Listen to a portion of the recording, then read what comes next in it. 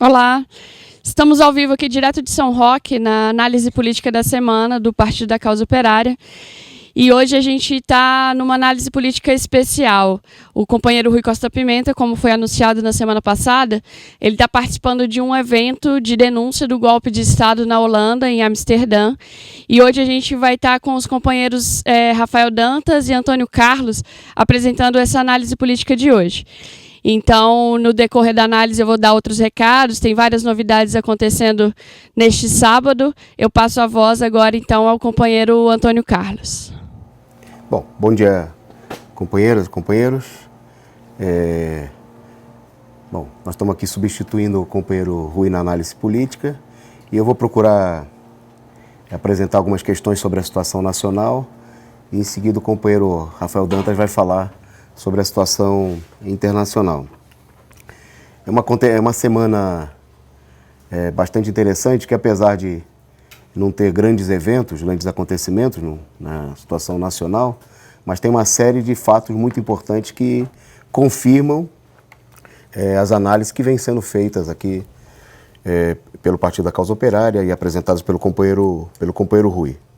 Mas antes de passar propriamente aos dados, eu queria, em nome da direção do partido, né, da Causa Operária, expressar nossa solidariedade à família do presidente Lula, diante da situação do estado de saúde da dona Maria Letícia e, principalmente, repudiar o tratamento bestial, né, que a direita assumiu diante da doença do AVC da ex-primeira-dama.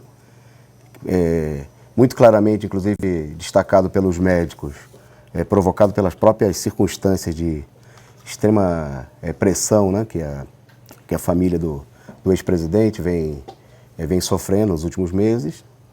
E essa direita a tal ponto chegou ao ponto de bestialidade de ir para frente do hospital, né, fazer campanha na internet. Todo mundo acompanhou manifestações do pessoal fazendo torcida pela morte da ex-primeira-dama, a tal ponto que até o Papa teve que se pronunciar e condenar a atitude de bestas feras da direita nacional.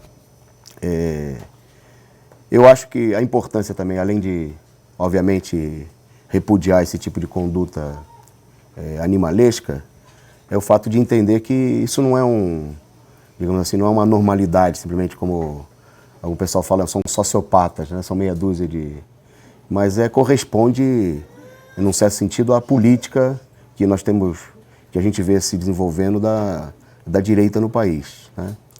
Eu até emendo essa situação e que exemplifica essa conduta estúpida, reacionária, etc. e tal, da direita, o fato de que, em meio a esses acontecimentos, delegados da Polícia Federal, né, como um tal de Igor Romário, colocou que o problema da prisão do ex-presidente Lula é uma questão de tempo, né, que começou um debate se teriam perdido o time, né, da prisão do Lula no ano passado, diante dos acontecimentos, e um setor saiu às pressas a dizer que não, que inclusive nos próximos 30 ou 60 dias estaria colocado de novo um momento para... Quer dizer, é evidente que muita gente classificou, a nosso ver, de maneira correta, que a própria família, o ex-presidente e a sua família estão submetidos a uma situação de terrorismo, né? Quer dizer, aquela situação que não sabe quando que vai, de que maneira pode acontecer, né? E como a gente vem assinalando, ao contrário de certos setores da esquerda que alimentam uma ilusão de que a situação, digamos assim, em meio ao golpe, estaria correndo uma situação de normalidade em direção a novas eleições, ao funcionamento das instituições, o que nós estamos vendo é que se intensifica, por parte da direita golpista, todo o clima de terror, toda a política reacionária, né, dessa direita. Então, eu acho que é importante, quer dizer, nós temos que relacionar isso daí. Essa situação, inclusive, mostra a necessidade, como vem sendo destacado, né, pelo nosso partido, aqui mesmo na análise política, de reforçar a campanha, não só contra o golpe, mas contra a prisão do ex-presidente Lula, né?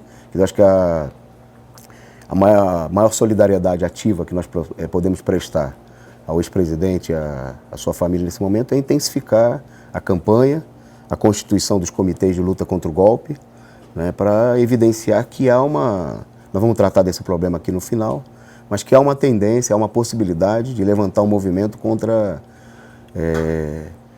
um golpe que desperta, né, que alimenta, que é realizado por setores tão reacionários, que não têm a menor sensibilidade, inclusive, diante do sofrimento da própria família do ex-presidente, da dona Maria Letícia. Bom, dito isso, a gente queria destacar brevemente alguns acontecimentos que marcam, né, essa situação também, num certo sentido de desespero da direita, né, por apresentar, por mostrar suas garras, vai evidenciando aquilo que vem sendo destacado como um aprofundamento da crise do regime golpista. E tem uma série de sintomas muito importantes nesse sentido, né?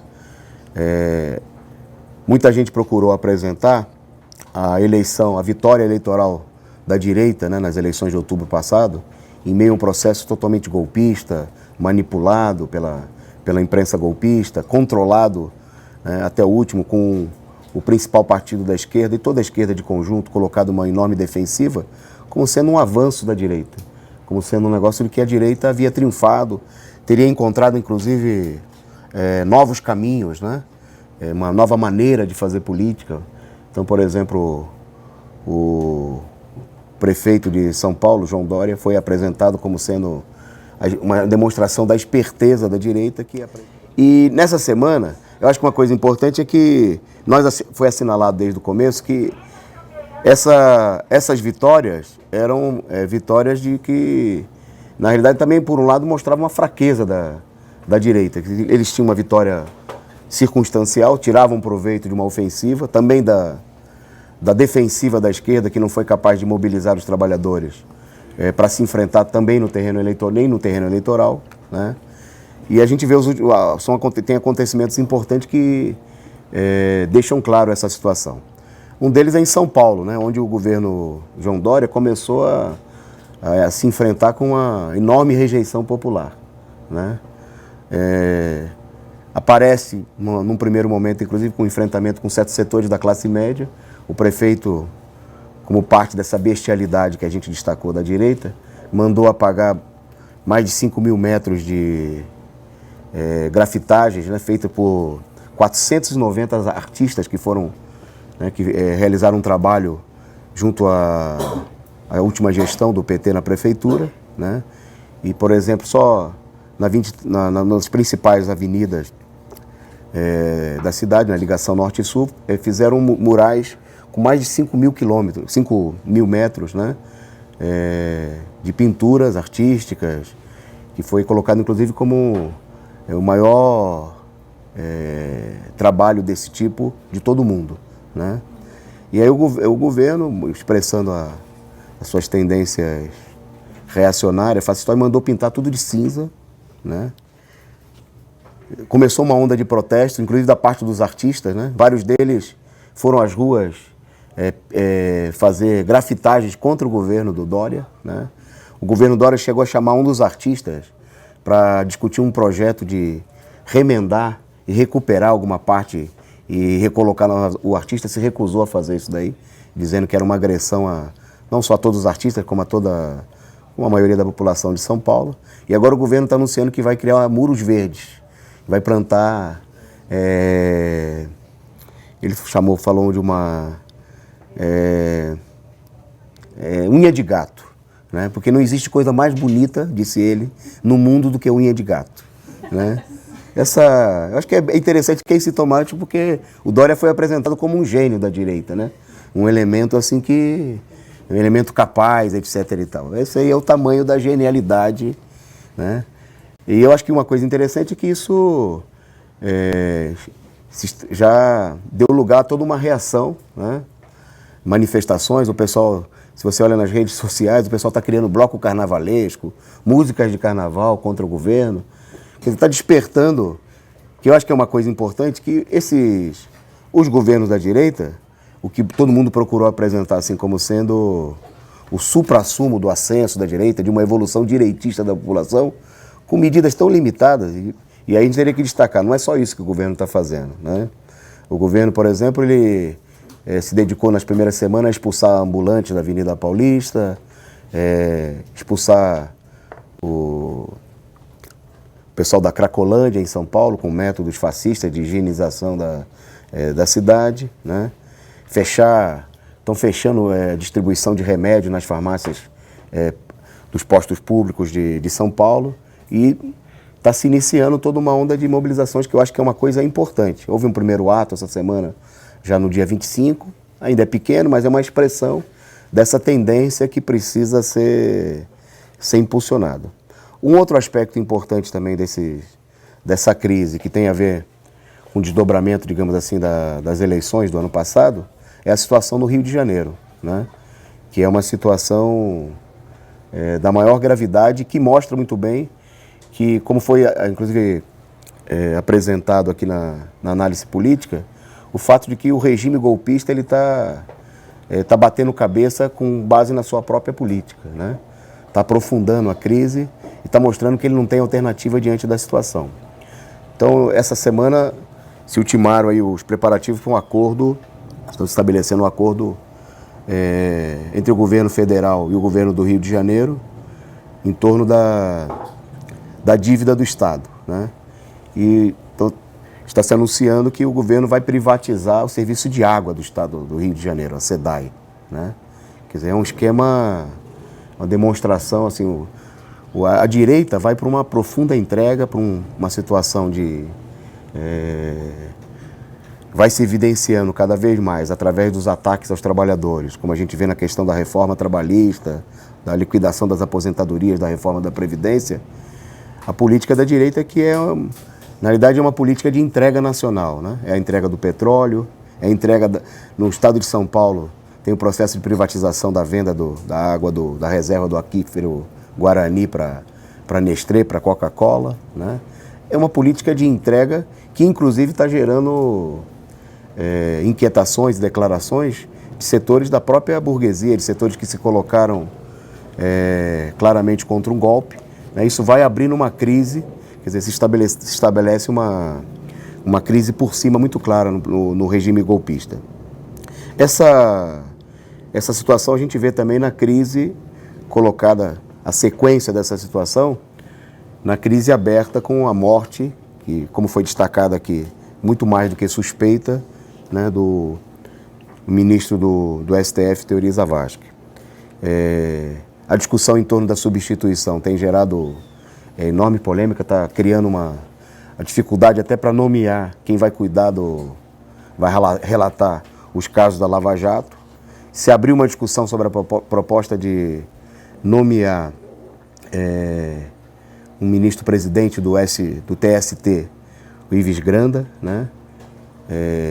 Que é uma demonstração também clara dos propósitos do regime golpista, né? O Ives Granda é um elemento profundamente reacionário, tem declarações sobre que colocam a mulher tem que ter um papel secundário na sociedade. Foi um cara que, no TST, né, no Tribunal Superior do Trabalho, atuou com um verdadeiro carrasco dos trabalhadores ao longo dos últimos anos, condenando as greves, impondo acordos em várias categorias, como no caso dos Correios, né, com perdas enormes para os trabalhadores, e são esses elementos que estão sendo cogitados, né? Mas na medida em que se apresentam determinadas alternativas, imediatamente essas alternativas geram enormes crises, né? Por exemplo, a gente vê um dos principais jornais da imprensa golpista, a Folha de São Paulo, rapidamente se passou a fazer denúncias em torno do próprio Ives Granda, e outros setores acabaram repercutindo. Quer dizer, tem uma divisão, expressando uma divisão muito clara no interior da burguesia e em um setor fundamental do golpe, que é o judiciário, né? No interior do judiciário também, seria importante destacar um acontecimento desses últimos dias, que é o fato da anulação da sentença daquela juíza do Pará, se eu não me engano, uma juizeca, né, do Pará, se eu não me engano, Clarice, eu não me lembro agora o sobrenome, que há 10 anos atrás, em 2007, o pessoal deve estar lembrado, foi responsável por manter numa cela com 30 homens uma jovem de 15 anos. Né? A situação de tamanho absurdo levou a que o Conselho Nacional de Justiça revogasse o exercício da função, que eles chamam de disponibilidade, né, da juíza. E nessa semana o STF, através do Marco Aurélio de Mello, mostrando o caráter reacionário do STF, né, revogou a sentença da decisão do Conselho Nacional de Justiça, reintegrando, né, a juíza, né, garantindo os direitos da juíza. Isso quando todas as provas materiais, né, a juíza ela procurou em sua defesa alegar que tinha comunicado a outros elementos de menor graduação, né? E os outros elementos apresentaram provas materiais, documentos, né, que foram considerados válidos pelo Conselho Nacional de Justiça. Mas o STF, passando por cima de tudo isso daí, revogou, quer dizer, mostrando a tendência golpista, como da mesma maneira que a gente viu no caso de São Paulo, discutimos aqui algumas semanas atrás, no final do ano passado, né, que revogou a pena a condenação dos carrascos do Carandiru, né, e a gente vê a justiça atuar no sentido de aprofundar, quer dizer, vão se estabelecendo várias medidas que mostram que vão deixando as claras qual é o conteúdo, né, quais são os verdadeiros objetivos do regime golpista, né, que é desconsiderar qualquer tipo de possibilidade de condenação, de restrição da ação reacionária e criminosa do judiciário. Bom, por último, eu destacaria o problema em relação a esse problema da crise da direita, que isso aí está dando lugar. O nível de entreguismo chegou a tal ponto da direita. Essa semana, por exemplo, um militar da reserva soltou um manifesto denunciando o problema do caráter entreguista, né, em relação ao pré-sal, em relação à entrega das próprias reservas de águas do país para o imperialismo, e falando que nós estamos vivendo um regime de terror, que isso prepara uma ditadura, que ele já tem, nos colocando o problema de que já se prepara a substituição do atual regime, do atual governo golpista, por um outro governo ainda mais golpista, né?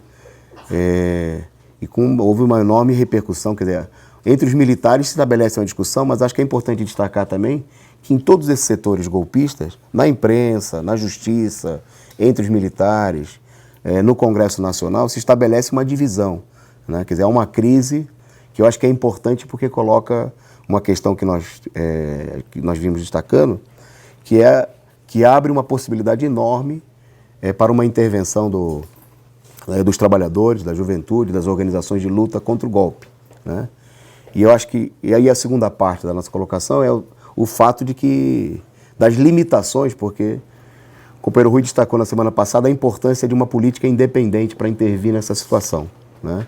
E é justamente o que a gente vê que falta, ou que se expressa de uma maneira muito limitada na situação, né? Então, no interior da esquerda, uma questão que ganhou muito destaque, né, nos últimos dias, por um lado pela própria propaganda da direita golpista, e por outro lado também pela confusão que está imersa a maioria da esquerda, né? Não é a questão da mobilização contra o golpe ou contra os ataques do regime golpista, mas é a discussão sobre a eleição da nova mesa da Câmara de Deputados, né? Eu queria destacar que uma coisa que é importante, que a gente assinalou que o fato de que tinha que tomar cuidado com o debate que estava sendo realizado, porque obviamente a direita procura tirar proveito dessa situação. Por exemplo, a direita se apressou, foi a primeira a apresentar que o PT já teria chegado a um acordo em torno da eleição da reeleição do atual presidente, Rodrigo Maia, para a presidência da casa, né? Uma coisa que tem muita gravidade, porque nesse momento, inclusive, a eleição do presidente da Câmara representa escolher quem é o novo presidente, vice-presidente da República do país, né? E mais ainda, no momento em que a direita, todo um setor da direita, vai se deslocando para posições favoráveis ao Fora Temer, né? Já há uma campanha, inclusive, de setores da burguesia nesse sentido. Quer dizer, de certa maneira, quando se vota o novo presidente da Câmara, está se votando a pessoa que vai assumir, possivelmente, por um período, a presidência da Câmara dos Deputados, né? A presidência da República, e que vai comandar, inclusive, o processo de eleição do novo presidente da República, a eleição direta que ocorreria no caso do afastamento do Temer.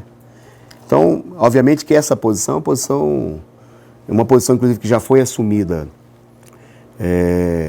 na eleição anterior, a eleição para um mandato tampão do Rodrigo Maia, e que contou com o apoio do PCdoB, né, e com alguns setores do PT que acabaram votando nessa candidatura. Bom, mas a direita anunciou como favas contadas, saiu na imprensa, setores da direita do PT, né, que tem como eixo a luta interna, né, principalmente nesse momento que o partido se prepara para realizar o seu 6º Congresso Nacional, passaram a atacar diretamente a direção do PT, né, com o apoio da imprensa burguesa. Né. Eu vi, por exemplo, o Tarso Genro recebendo um amplo espaço para divulgar uma posição, que, obviamente, um ato de cinismo, né? Porque, na realidade, o problema aí é um problema de disputa, de tirar uma casquinha de um setor com o qual essa direita vem disputando cargos na direção do partido, etc. e tal.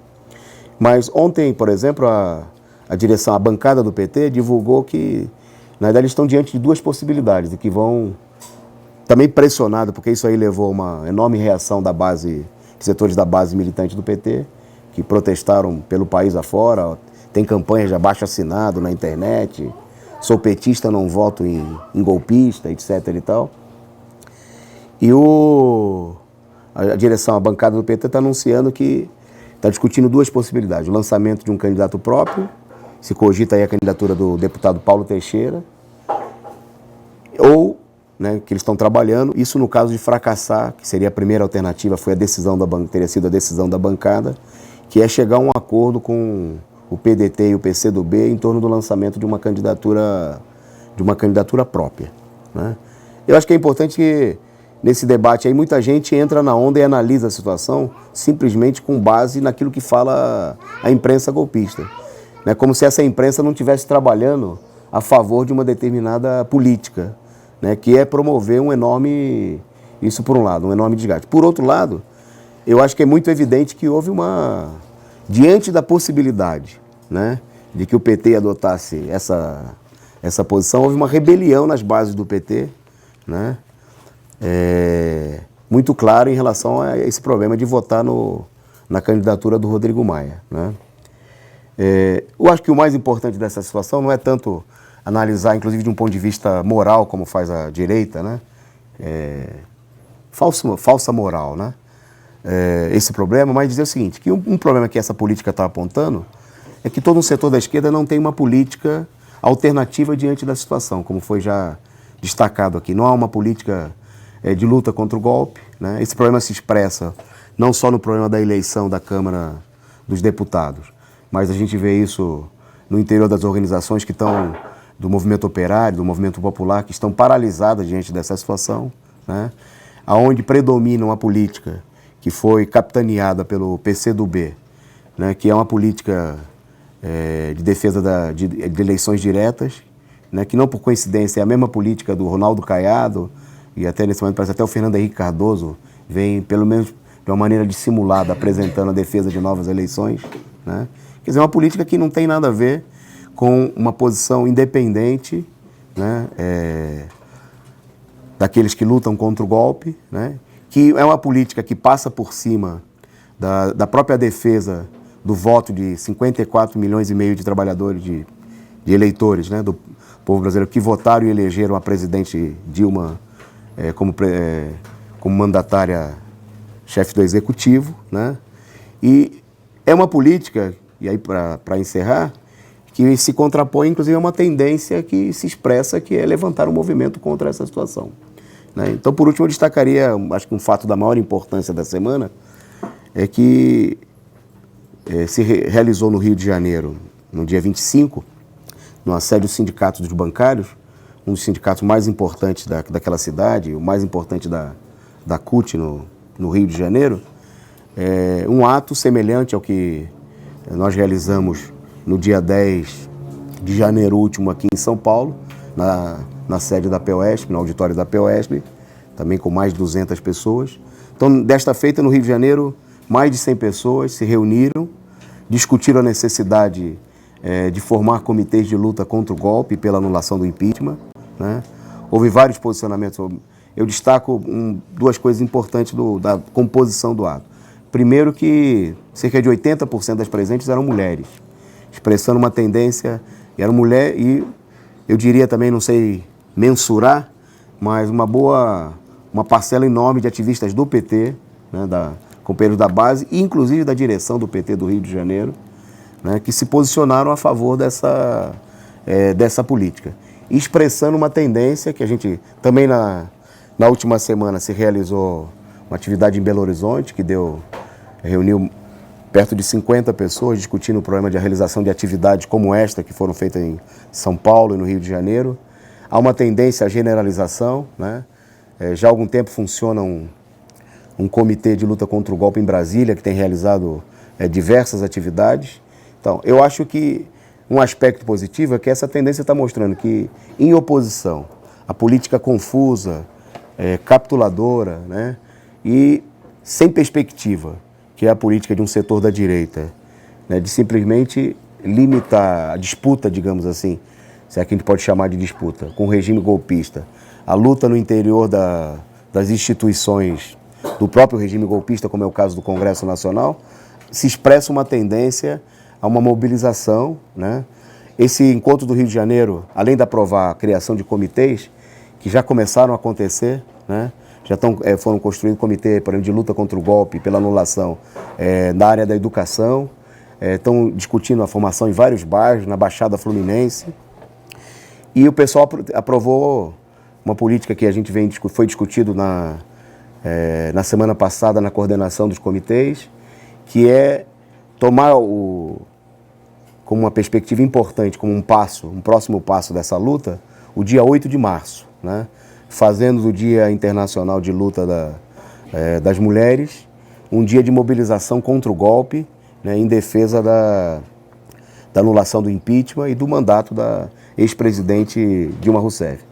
No ato foi destacado o fato de que foi lido um manifesto das companheiras mulheres, foi aprovado, e foi destacado o fato de que se os movimentos de mulheres, né, se a esquerda não é capaz de defender o mandato da primeira mulher eleita presidenta da República no país, né, quer dizer, todo o resto seria uma fanfarronice, um distracionismo, né, qualquer outro tipo de reivindicação que fosse levantado numa data tão importante como essa.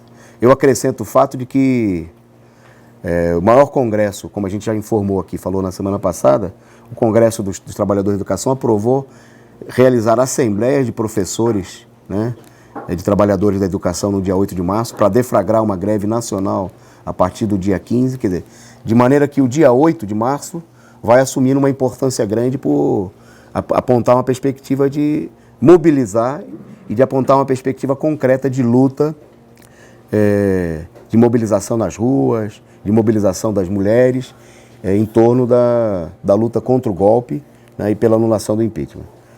Eu concluo essa primeira parte da apresentação nacional e antes de passar ao companheiro Rafael, a companheira Percy vai dar um informe. A gente está fazendo hoje uma transmissão ao vivo especial aqui direto de São Roque. Hoje é o penúltimo dia da 39ª Universidade de Férias do PCO, que acontece aqui em São Roque. A gente está estudando já desde o dia 14 o programa de transição de Leon Trotsky, uma atividade que está trazendo o debate aí do programa da Revolução para os dias de hoje, com a participação de pessoas do país inteiro. Então, a gente está fazendo essa análise direto aqui de São Roque neste dia de hoje. Então eu destacaria para quem está chegando agora, para quem está assistindo o vídeo e está sentindo falta ou achando estranho a não presença do companheiro Rui Costa Pimenta, acontece que ele está participando de uma atividade em Amsterdã, na Holanda, de denúncia do golpe de Estado no Brasil, uma atividade que está reunindo brasileiros e estrangeiros num evento que denuncia o golpe, defende a anulação do impeachment e a volta da presidenta Dilma Rousseff, junto com pessoas de diversos países. E a gente está fazendo a análise hoje com os companheiros Antônio Carlos Silva e Rafael Dantas, que são da direção nacional do PCO. Eu chamo todo mundo a se inscrever do site no nosso YouTube, que além dessa transmissão ao vivo que está sendo feita pelo Facebook, no YouTube vai haver a transmissão ao vivo do evento que está acontecendo em Amsterdã. Então, acesse Causa Operária TV no YouTube, se inscreva no canal que você vai receber a notificação de todo o evento ao vivo do nosso canal. Então, se inscreva no Causa Operária TV no YouTube e você vai conseguir acompanhar ao vivo as transmissões que a gente vai fazer direto da Europa, da denúncia do golpe, com a fala do companheiro Rui lá nesse evento. Eu vou passar a palavra para o companheiro Rafael Dantas e na volta eu tenho mais alguns recados para vocês. Bom, companheiros, essa semana aqui no terreno internacional foi marcada por ser a primeira semana do governo Trump nos Estados Unidos, né?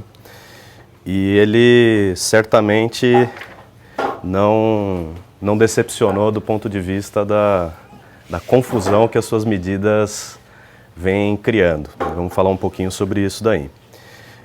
Pegando em ordem cronológica, só para a gente situar o que o Trump colocou em prática, né? Ou pelo menos iniciou desde segunda-feira, desde o seu primeiro dia útil no governo. Bom, na segunda-feira ele aprovou, por uma decisão unilateral da presidência, que os Estados Unidos vai abandonar o acordo transpacífico. Bom, imediatamente a imprensa liberal norte-americana levantou toda a crítica possível a essa medida, como sendo ultraprotecionista e uma ruptura unilateral com negociações internacionais. Enfim, levantando que a decisão do governo Trump prejudicaria os negócios e as relações internacionais como um todo, né? Apenas alguns elementos mais conscientes da burguesia imperialista ressaltaram que o acordo já estava morto, na realidade. Que, embora ele tivesse a sua importância como medida diplomática, institucional, como relações de boa vizinhança, já sob o governo Obama, críticos do acordo no Financial Times, um dos principais órgãos da burguesia imperialista, tratam o acordo como algo que já tinha sido ultrapassado pelos acontecimentos e inviabilizado em grande medida durante o próprio governo Obama. No mesmo dia, o Trump apresentou uma proposta, né, de que as organizações não governamentais do ramo da saúde, que atuam internacionalmente e recebem fundos dos Estados Unidos, deixariam de receber esses fundos se continuassem a patrocinar o aborto como medida de planejamento familiar ou de qualquer outra maneira, se fizessem propaganda do aborto, deixariam de receber esses fundos. Também, isso vale dizer para todas as medidas, a imprensa liberal norte-americana recebeu muito mal e criticou duramente esse tipo de proposta que o Trump apresentou logo no seu primeiro dia no gabinete, né? Bom, durante a semana, na quarta-feira, o Trump deu uma entrevista à rede ABC norte-americana e se declarou abertamente pró-tortura, né? Que é outra coisa que chamou a atenção da imprensa norte-americana, que fingiu um certo escândalo, né? Olha só que absurdo, o presidente dos Estados Unidos falando a favor do afogamento simulado, de todas aquelas práticas que se tornaram conhecidas nos últimos anos porque a imprensa liberal, imperialista, deu destaque e criticou e fez campanha contra. Mas é preciso lembrar, né, antes de lembrar, na própria entrevista, o Trump menciona que seus conselheiros e altos cargos do setor de inteligência, militares norte-americanos, ele teve uma reunião aí com os mais graduados representantes da inteligência e das Forças Armadas norte-americanas, e diz ele na entrevista que perguntou a esses generais, preto no branco, funciona? E seus generais teriam dito, segundo ele, sim, é claro. Então, embora ele não possa, né, por conta própria, decretar que a tortura está legalizada nos Estados Unidos, porque ela não está, segundo a lei, tal como no Brasil, né? Ninguém vai admitir que a tortura é uma das ferramentas do inquérito policial mais utilizadas de norte a sul no país. Então ele não pode decretar que a tortura está reabilitada, mesmo que nem mesmo, né, extraoficialmente, como de fato acontece, mas o que está claro nas entrelinhas é que a tortura que já existe, que continuou a existir durante todo o governo Obama, junto com as prisões secretas e com todas as medidas de exceção que o ato patriótico do começo do século sobre o ataque de 11 de setembro colocaram em prática, todas essas medidas vigoram e continuarão a vigorar com a bênção dos generais e dos chefes dos serviços de inteligência explicitada nessa declaração do Obama. A controvérsia existe porque dentro do próprio Partido Republicano, o ex-candidato à presidência, o John McCain, é um dos chefes no Senado do departamento que cuida, que supervisiona as medidas, as ações das Forças Armadas norte-americanas. E, se não me engano, nessa semana mesmo, ou eu não tenho certeza se foi nessa semana ou se durante a campanha eleitoral ele teria dito que se o Trump tentar reintroduzir a tortura como método, como cartilha da CIA e de outras operações terroristas dos Estados Unidos, haveria, né, enorme oposição a ele e o Congresso não deixaria que isso acontecesse. Então, apenas ventilou aí na primeira semana que a tortura está mantida porque ela tem a aprovação do alto aparato militar norte-americano e que, na realidade, não precisa de nenhuma medida extraordinária para restabelecê-la, né? Mais ou menos um aviso de que, nesse sentido, tudo continua como vinha acontecendo, embora a imprensa tenha encontrado não poucos motivos para criticá-lo e tentar atribuir a ele individualmente ou ao seu governo um recrudescimento, um endurecimento das práticas que, na realidade, já vem acontecendo há muito tempo e não deixaram de acontecer sob o governo Obama. No mesmo dia, que teve mais destaque, obviamente, pelo escândalo, né, que em si representa, o Obama assinou um decreto, Trump assinou um decreto dizendo que o muro será construído, né? O famoso muro na fronteira do México, que teria aí, a fronteira tem uma extensão de mais de 3.100 quilômetros, que é mais ou menos, né, a distância de Porto Alegre até Natal, e que, em linha reta, né, e que, finalmente, o muro será construído. O decreto está assinado. Logicamente, né, o decreto depende, ele será, né, os recursos para a construção desse muro, a maneira, as medidas, etc., devem passar pelo Congresso, né, uma espécie de medida provisória. Ele assinou uma ordem executiva que coloca como política do governo a construção do muro. Mas a construção do muro, efetivamente, só vai acontecer quando os recursos estiverem disponíveis para isso daí. O que é interessante chamar a atenção pelo seguinte: já existe um muro. Ele tem mais ou menos 1.000 quilômetros de extensão. Ele não é um muro contínuo, são barreiras entre muros e grades, né? São barreiras de diferentes comprimentos que estão em alguns pontos da fronteira do México com os Estados Unidos.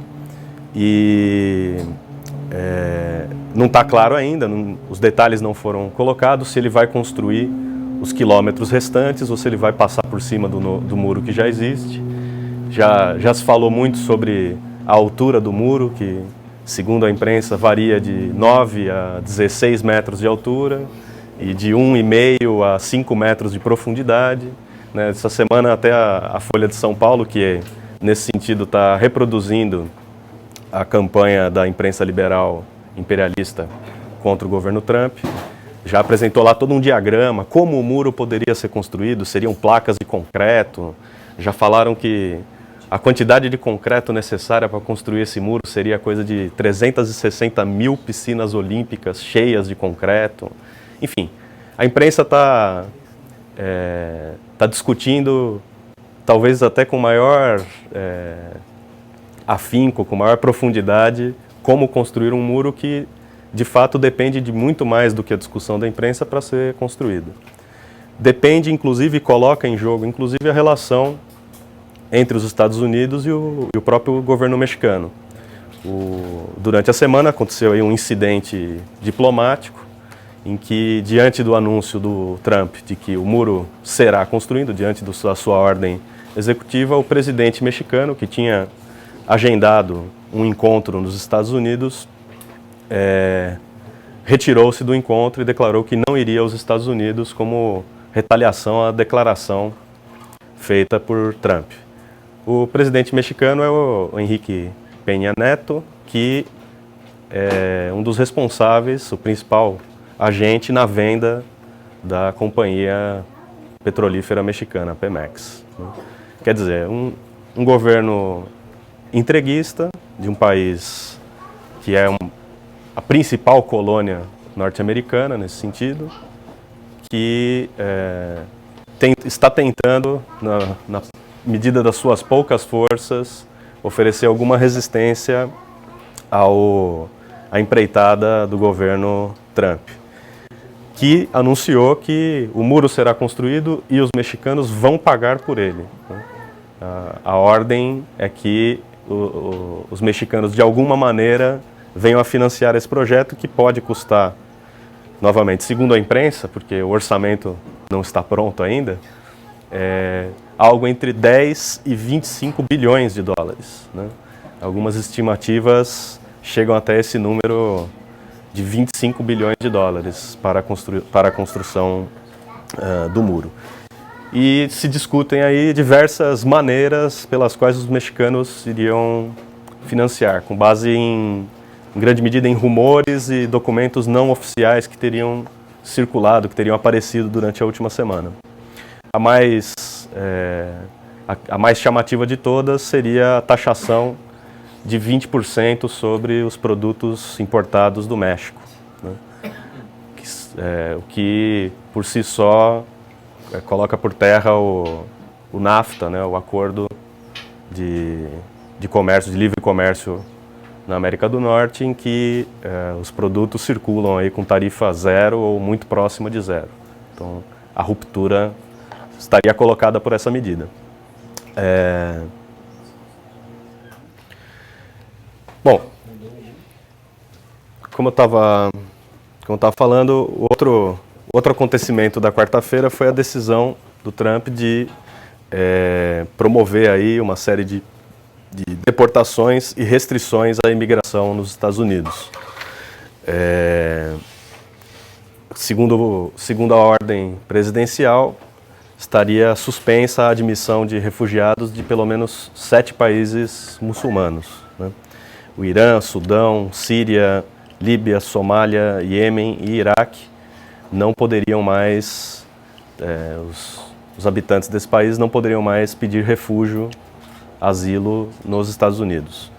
E há uma série de restrições também à imigração, enfim, por imigração que se dá por outros motivos e que é tratada pelos Estados Unidos, pelo presidente Trump, como um ato contra o terrorismo islâmico radical.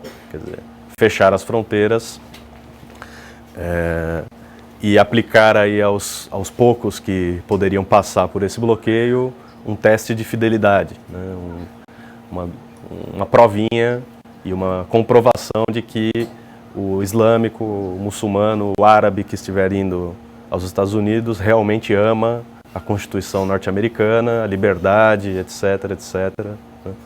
Não sei quantos de vocês, imagino que não sejam muitos, mas já tentaram pedir o visto de turista para os Estados Unidos, né? Essa experiência grotesca. E nesse processo há um longuíssimo questionário com mais de 50 perguntas do tipo: você está indo aos Estados Unidos para promover, participar, financiar, auxiliar de alguma maneira um atentado terrorista?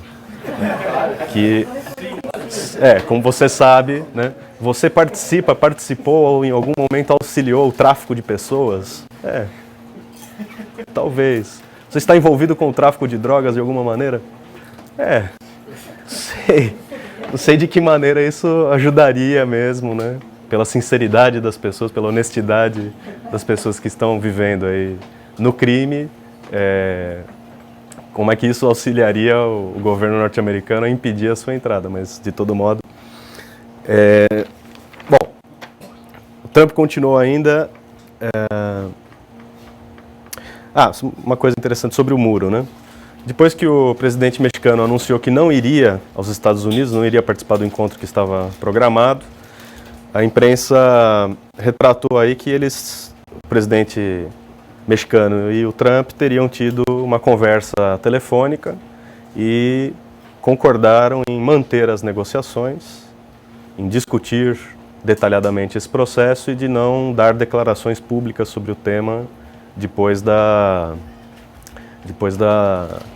declaração, do decreto emitido pelo Trump. Bom, por último, na sexta-feira, a premier britânica, conservadora Theresa May, foi aos Estados Unidos e, numa reviravolta, apresentou o seu apoio e respeito ao novo governo norte-americano, dizendo que está ansiosa pela colaboração que está por vir e muito feliz com o apoio do Trump ao Brexit, que ele mesmo expressou como sendo uma vitória para o povo britânico, né? Leia-se, para o capitalismo britânico, poder se desenvolver sem as amarras da União Europeia, sem as amarras de Bruxelas. Bom, o que chama a atenção, o que é importante nesse quadro, né? Uma coisa interessante de se destacar é que a imprensa, como eu já mencionei, a imprensa liberal norte-americana, em primeiro lugar o próprio New York Times, está numa intensa campanha contra o Trump, né?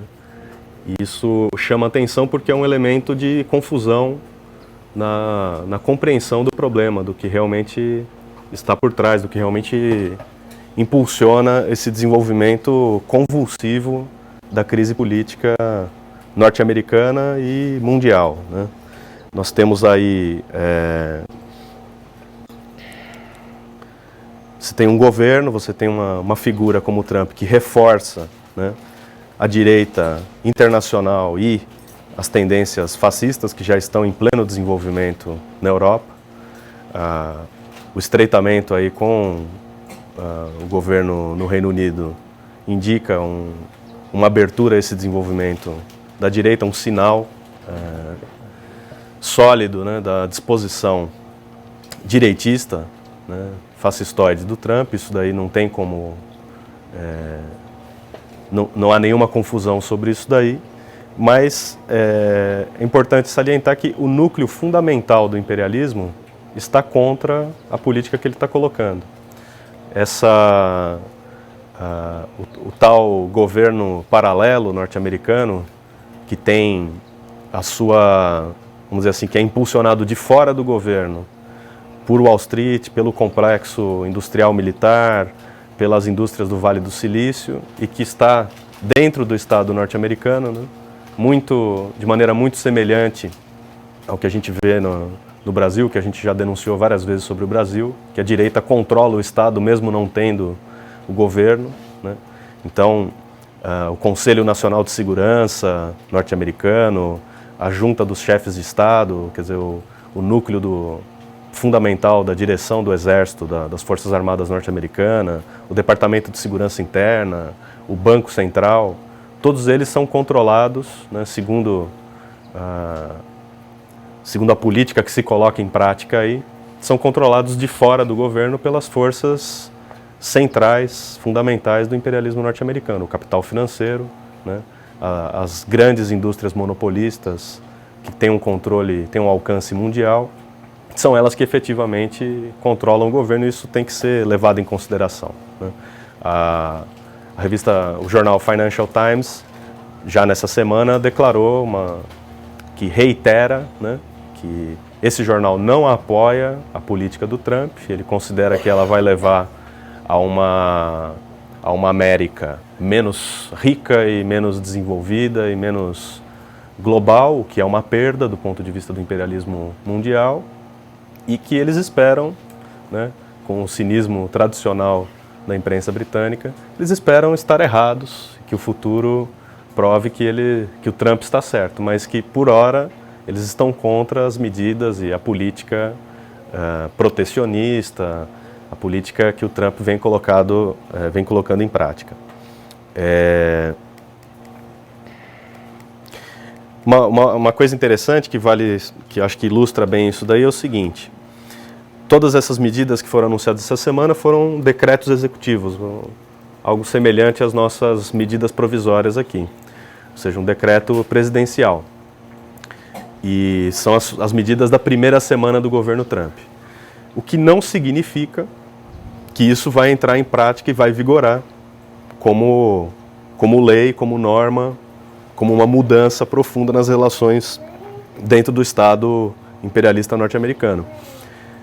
E um exemplo que um jornalista destacou, se não me engano, um próprio colunista do Financial Times, que o Obama também, no seu primeiro dia de governo, assinou um decreto fechando a base militar em Guantánamo, um dos mais famosos centros de tortura do Exército, das Forças Armadas norte-americanas, no mundo, a base de Guantánamo em Cuba. Quer dizer, no primeiro dia, o Obama, o presidente da libertação dos povos e do fim da guerra e da paz mundial, assinou o fechamento da base de Guantánamo. A base de Guantánamo continua funcionando plenamente operacional e não está, obviamente não mudou de ramo, tá certo? Não estão produzindo cupcakes e muffins, eles estão, né, fazendo o que uma base militar secreta ou semi-secreta norte-americana faz.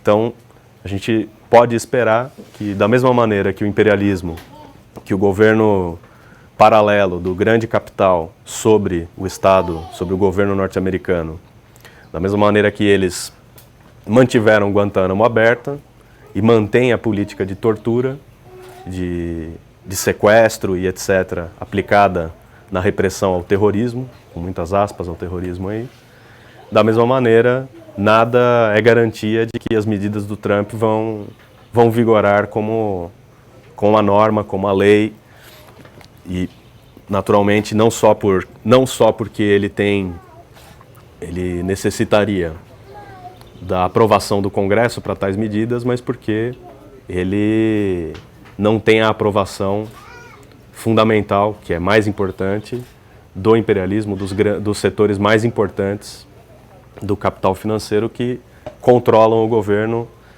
sempre controlaram e controlam o governo apesar do governo, né, apesar do governo eleito. Então, acho que é importante para a gente levar em consideração e acompanhar o desenvolvimento da coisa, porque o imperialismo passa nesse momento por uma crise gigantesca, né? Uma crise sem antecedentes, provavelmente a maior dos últimos 60 ou 70 anos, vamos dizer assim, que desde a própria Guerra Mundial, da Segunda Guerra Mundial, você não tem um nível de desestabilização e de confusão nas forças do imperialismo mundial. Você teve o Brexit no Reino Unido, virando de ponta cabeça as relações na Europa. Você tem o Trump nos Estados Unidos, você tem a crise na França se desenvolvendo em grande velocidade. Quer dizer, é a maior crise do imperialismo e, precisamos sempre destacar, tudo isso está se dando sem que a classe operária desses países tenha entrado em campo, tenha entrado em cena como um protagonista da própria crise. Quer dizer, sem que houvesse a reação da classe operária, ou mesmo a participação dela de maneira organizada na luta que se dá no meio dessa crise, a crise já é fenomenal, né? Então, o que o próximo período reserva aí, certamente, é o aprofundamento disso daí com os desenvolvimentos dessa crise que que estão por se dar, que estão por vir com os próximos passos, né? A situação do Trump foi colocada pela imprensa imperialista pela imprensa alternativa, vamos dizer assim, crítica, de esquerda, norte-americana, como se ele estivesse diante da seguinte opção, né? Ou ele se adapta ao que as grandes empresas, bancos e monopólios esperam de um governo norte-americano, ou ele desiste, ou ele vai ser removido. Então, podemos prever aí que para o próximo período você vai ter desenvolvimentos muito maiores e espetaculares da crise norte-americana do que a simples declaração, reafirmação do que o Trump falou na campanha eleitoral na sua primeira semana de governo. Ele não apresentou nada muito diferente do que ele já havia dito durante a campanha eleitoral. É uma espécie de vamos cumprir as nossas promessas de campanha nos primeiros dias, tal como o Obama assinou o decreto fechando o Guantánamo. Mas são apenas os primeiros movimentos do jogo que vai se desenvolver e que tem nas suas próximas etapas, com certeza, lances muito mais interessantes do que esse, né? Bom, então, sobre a situação internacional, eu queria concluir com essas palavras, destacar esse aspecto que é central para a crise do imperialismo e abrir para a gente fazer uma discussão aqui. Vou pedir para quem quiser falar aqui do plenário para se inscrever. Eu tenho 2 inscritos por enquanto. Eu volto a lembrar aos que estão assistindo que a gente está transmitindo essa análise política aqui, direto de São Roque, pelo Facebook, ao vivo, já que pelo YouTube a gente também está transmitindo nesse exato momento o encontro ao vivo em Amsterdã, encontro de brasileiros que estão denunciando o golpe de Estado contra a presidenta Dilma Rousseff. Então, inscreva-se no canal do YouTube, Causa Operária TV, receba as notificações das nossas transmissões ao vivo e acompanhe ao fim dessa transmissão aqui no Facebook a transmissão do evento que está acontecendo direto da Europa. Eu tenho uma pergunta da internet e eu vou passar a palavra para 2 inscritos que eu tenho até agora. Primeiro o Alexandre e, na sequência, o Henrique. A pergunta que eu tenho é sobre se a real possibilidade de uma possível intervenção militar e como que o STF se posicionaria diante dessa possibilidade. E também sobre o Trump e os Estados Unidos, como que fica a situação política internacional, no sentido diziam sobre a possibilidade de uma terceira guerra mundial com Hitler, etc. Como que isso fica com a eleição do Trump? Eu passo a palavra para o Antônio Carlos e para o Rafael Dantas, e na volta o Alexandre, o Henrique e o Vitor estão inscritos. Já faz? Então tá. Então vem Alexandre e na sequência o Henrique. Bom dia, companheiros. A gente tem assistido uma intensificação da crise do governo golpista, problema no frete dos caminhoneiros que tem baixado muito, a crise nos estados, né? A crise no governo golpista tem ficado cada vez mais patente, não só dentro das esferas conspiracionais, né, da política, mas também o próprio povo está sentindo, né, desemprego e tudo mais. Então, o que a gente está vendo é agora o crescimento do Fora Temer, né, como solução para muitos populares, né, talvez até por um efeito manada, o povo também está já embarcando no Fora Temer. Mas o meu medo é que a imprensa e o governo golpista já tem uma narrativa para explicar isso. Eu esperava que essa crise fosse vir lá para 2018, 2019, né? Por um lado é bom porque a crise ajuda a derrubar o governo golpista, mas eles já têm uma narrativa para explicar isso, que é a herança maldita do PT e coisas do tipo, né? Então eu acho super importante que a gente desconstrua essa narrativa, porque até mais do que agitar o povo, antes de agitar o povo, desconstruir essa narrativa na cabeça do povo. Porque senão o que vai acontecer quando a crise vier para valer é que o povo vai tender à direita, né? Quando a crise se apresentar mais forte, o povo vai seguir Bolsonaro ou até apoiar o golpe militar, se os militares assumirem, vão apoiar, porque se está tudo desse jeito, então vamos apoiar os militares. Então, se a gente não fizer nada para desconstruir essa narrativa eu acho que a coisa vai tender à direita e não vai ter jeito. O segundo comentário que eu ia fazer antes da pergunta é que a gente tem visto nas atitudes do judiciário um grande corporativismo, né? Como sempre, eles tomando decisões corporativas, né? Protegendo uns aos outros. E muita gente às vezes fala para mim na internet, o Temer não pode indicar, porque o Temer está impedido de indicar o próximo ministro do STF, porque ele está na Lava Jato, não sei o que lá. Eu acho que nem o Temer, nem governador, nem ninguém devia indicar juiz nenhum. O juiz devia ser eleito. Nos Estados Unidos é eleito, e os Estados Unidos é um país que não é de esquerda, né? Então, se nos Estados Unidos não é pedir nada extraordinário, né? Que juízes, desembargadores e ministros supremos sejam eleitos pelo povo. Passe no concurso, logicamente, né? E que depois passe pelo crivo de eleição. Não é nada extraordinário. Eles hoje se constituem uma nova nobreza, né? A gente tirou a nobreza na época do iluminismo e a nobreza voltou reencarnada no judiciário, que eles recebem auxílio moradia.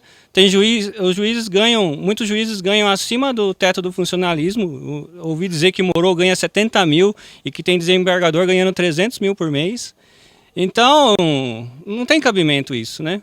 Tem que dar um jeito uma reforma do judiciário também.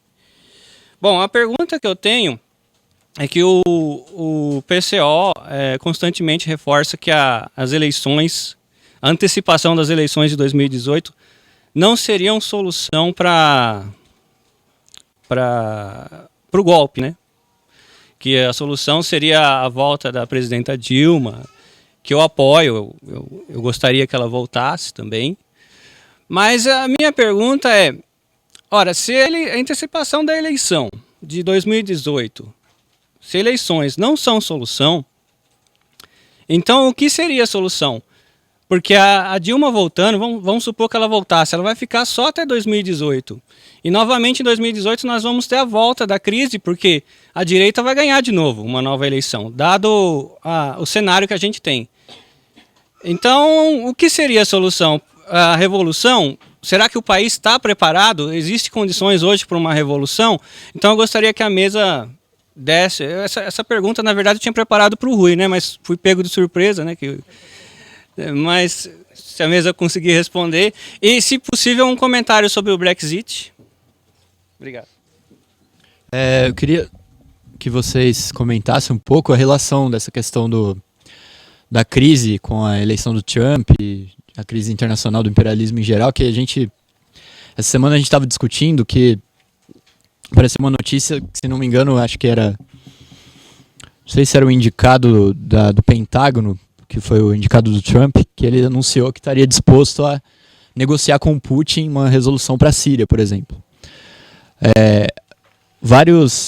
Aí uma outra notícia interessante, que foi vários membros do Departamento de Estado norte-americano que pediram demissão por causa do Trump. E uma delas era a mulher, que eu não lembro o nome, mas é a mulher que interferiu diretamente no golpe na Ucrânia, né, que colocou os fascistas no poder lá, o governo composto por fascistas, que foi a que falou que ainda pegaram uma gravação dela que ela falava o seguinte, que alguém falou, mas se a União Europeia fica em risco se a gente colocar, financiar esse golpe, tudo, ela falou, foda-se a União Europeia, o negócio é dar o golpe mesmo.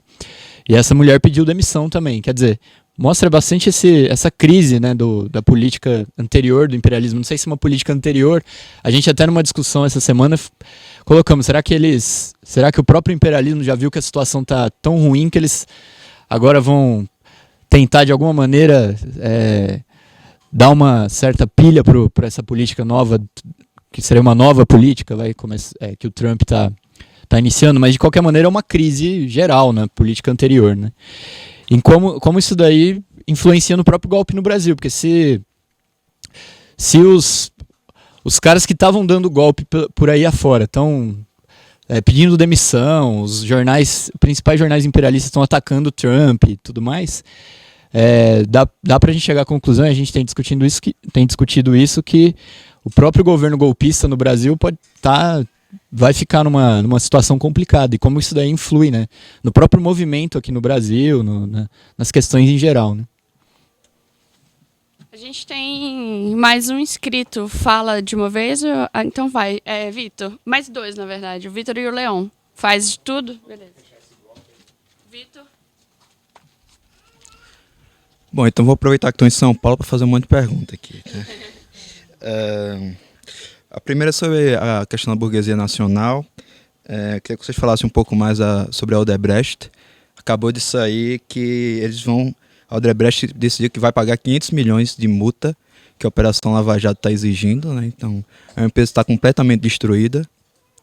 O Peru já expulsou, né? Eles anunciaram que estão à venda, tá uma situação bem complicada, né? E em relação a Eike Batista, a gente sabe que a perseguição a ele não é uma perseguição à toa, não é só porque, sei lá, a Polícia Federal não gosta do Eike Batista, mas sim porque ele participou ativamente dos governos do PMDB no Rio de Janeiro e até mesmo do governo Lula. E o companheiro Antônio Carlos falou que o Rio de Janeiro estava numa situação econômica muito complicada, né?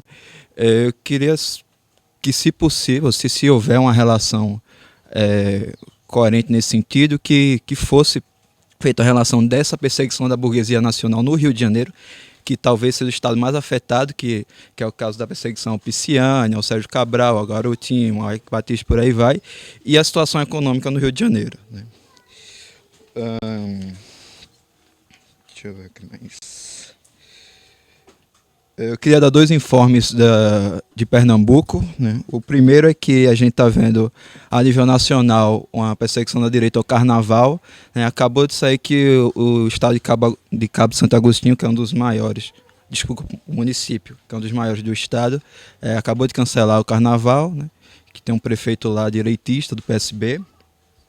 E o outro é o agravamento da seca no Agreste, né? A Compesa acabou de anunciar que vai ter que fazer um rodízio ainda mais rigoroso em alguns municípios, né? Como, por exemplo, o caso de Bom Jardim, que vai ficar 4 dias com água e 16 sem, né? Então, é uma coisa bem complicada, né? Deixa eu ver o que mais.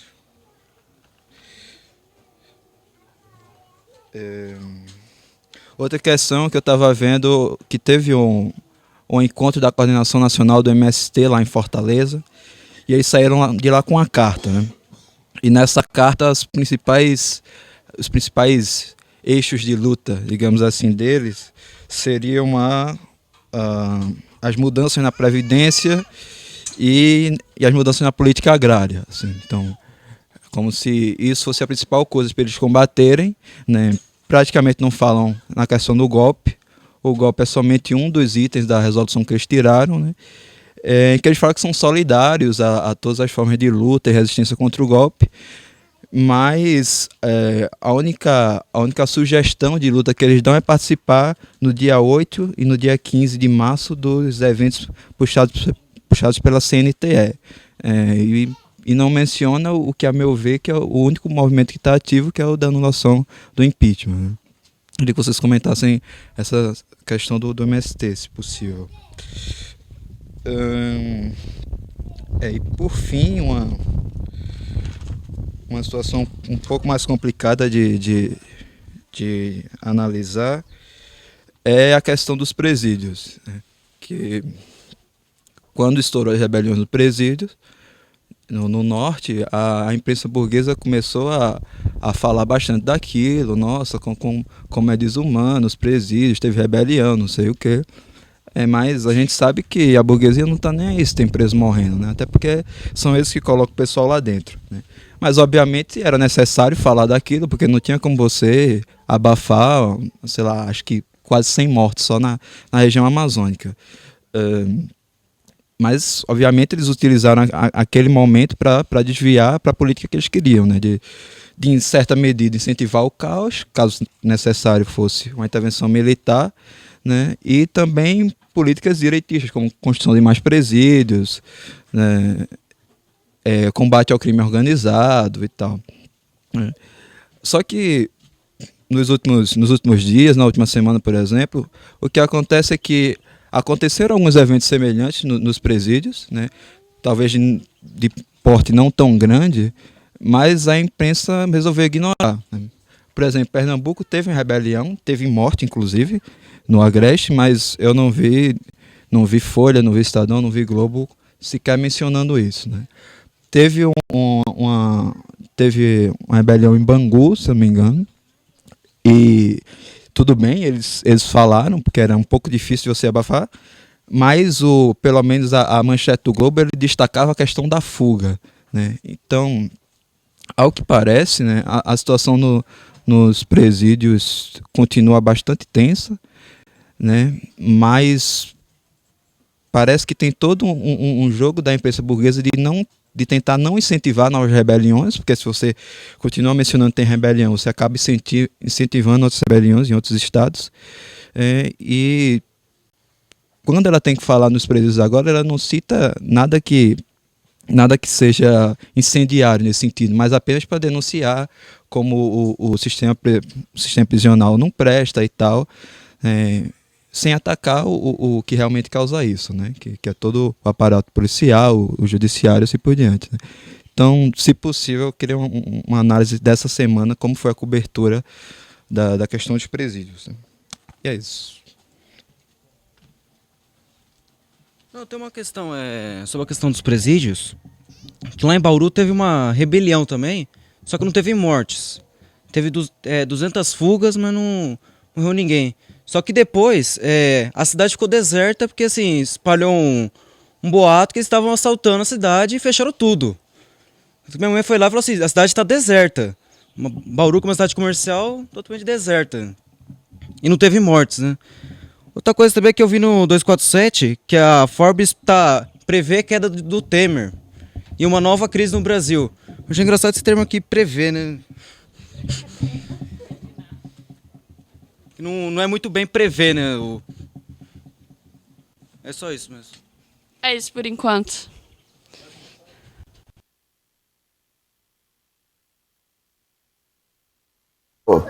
Vou começar. Vou começar tratando de algumas questões que foram levantadas em relação à questão nacional. Só já dou um aviso. Nós estamos com a possibilidade de entrar no ar uma intervenção diretamente de Amsterdã do companheiro Rui. Então, se isso acontecer, o pessoal vai dar... A gente corta e dá o sinal e a gente anuncia também para o pessoal que está nos acompanhando para acompanhar diretamente pelo YouTube. Bom, E aí nós vamos passar também aqui diretamente pelo Facebook, onde o pessoal está acompanhando a transmissão. Beleza, a gente vai unificar os dois canais. É a tecnologia a favor da propaganda revolucionária. Rapidamente, então, ver se foram levantadas muitas questões. Eu acho que o problema, um companheiro abordou o problema da possibilidade de intervenção militar. Eu acho que o que nós estamos vendo é o seguinte, as alternativas, né, de uma situação de estabilização do regime golpista, elas estão se esgotando, né, porque tudo aquilo que o golpe procurou apresentar e a política, o programa golpista, como uma solução para a situação, ela está se esvaindo aos olhos vistos, por um lado. Por outro lado, ao começo, há vários sintomas de uma rebelião, né, contra as medidas do regime golpista e até dos governos locais golpistas, digamos assim, né? A gente vê isso na crise dos presídios, vamos tratar. A gente vê isso nos primeiros sintomas de indisposição da população com os governos eleitos. O companheiro de Pernambuco destacou a questão da seca, né, que a gente sabe que é um fenômeno altamente explosivo, porque, obviamente, o governo Temer, inclusive, procurou fingir aí que está anunciando algumas medidas, né, mas ninguém é otário e todo mundo sabe que o governo estabeleceu uma política, através da aprovação da PEC 55, de corte de gastos. Então não vai ter dinheiro para programas sociais na área da seca, né? As políticas que vinham sendo implementadas, mesmo aquelas limitadas no Nordeste, para procurar minorar a situação, estão sendo cortadas, né? Os ataques em outras áreas atingem diretamente essa população pobre, por exemplo, os ataques ao Bolsa Família, os cortes na área da saúde, da educação. Tem municípios cortando na merenda escolar, né? Então a gente sabe que isso aí nas cidades mais pobres, que enfrentam é uma política de genocídio da população, um ataque não só à juventude, né, à infância, no caso. Então, a situação ela está se... E, por outro lado, isso se conjuga com o fato de que um certo setor, inclusive um setor da burguesia, vai se dando conta de que nós estamos diante de uma situação de paralisação do país, né? Então, isso daí, essas medidas, elas vão criando Obviamente que a direita não deu o golpe para chegar à conclusão, erramos, né, e agora vamos entregar de novo o governo para o PT. Por exemplo, nesse sentido, a política de setores da esquerda que tem uma crença que é possível chegar a um acordo, né, com o setor e restabelecer a chamada normalidade democrática através de novas eleições, isso é uma besteira. O golpe é uma necessidade, a ofensiva que está sendo feito contra o país, contra a sua economia, é uma necessidade do imperialismo, né? Isso não é aquele negócio, então o pessoal acorda um dia e fala, puxa, não deu certo, vamos deixar voltar ao governo Dilma e tentar segurar a bucha, né? Não se trata disso, quer dizer, eles vão avançar e já há várias declarações nesse sentido, inclusive assim, se por um lado, a isso que o companheiro falou, de procurar apresentar a cantilena de que a culpa é do PT, etc. e tal, mas por outro lado também há uma propaganda que vai se intensificando o seguinte, isso aí está tudo falido, tem que fechar o Congresso Nacional, acabar com o funcionamento dos partidos e tem que colocar os militares. É um pensamento que aparece como sendo minoritário, mas a gente não deveria ter atitude displicente e inconsequente que certos setores da esquerda, né, em geral, têm diante desse problema, né, e que a gente viu mesmo diante do golpe. No debate do Rio de Janeiro, nós discutimos o problema seguinte, em 2014, quando um punhado de pequenos grupos direitistas chamaram a comemorar os 50 anos do golpe de 64, e nós, junto com setores mais isolados, avulsos, anarquistas até, e militantes avulsos da esquerda, organizamos uma contramarcha. Bom, já Paulo, antes dessa situação, já antes de 2014, a gente destacou quando prenderam dirigentes do PT, Delúbio, Zé Dirceu, José Genuíno, etc. e tal, que estavam se preparando, que a ofensiva, que o objetivo não era a prisão exclusiva desses dirigentes, também não era só um ataque contra o PT, mas era uma ofensiva golpista. Então eu acho que nós temos que estar... O problema, como já foi destacado aqui, não é a gente precisar, né, mas obviamente a direita, ela está no jogo. e ela tem várias cartas para fazer valer a sua política. A política é a política de expropriação da classe trabalhadora, de destruição da economia nacional. E se, para um setor, a possibilidade do golpe ela já está colocada, inclusive, como uma alternativa, num certo sentido, necessária diante do fracasso que nós estamos vendo. Um dos aspectos que evidencia esse fracasso foi levantado numa das perguntas, que é o problema da Odebrecht, né? Porque está ficando evidente o seguinte, que não, obviamente, os que se iludiram com a ideia de que o problema era uma campanha contra a corrupção, a Odebrecht demitiu mais de 100 mil trabalhadores, né? Nos últimos dias, os sindicatos e a Federação dos Petroleiros entraram numa briga direta, denunciaram a direção da Petrobras, como é que chama o presidente da Petrobras? Pedro Parente, que eles estão entregando as obras, a continuação das grandes obras para a Petrobras, para empresas internacionais.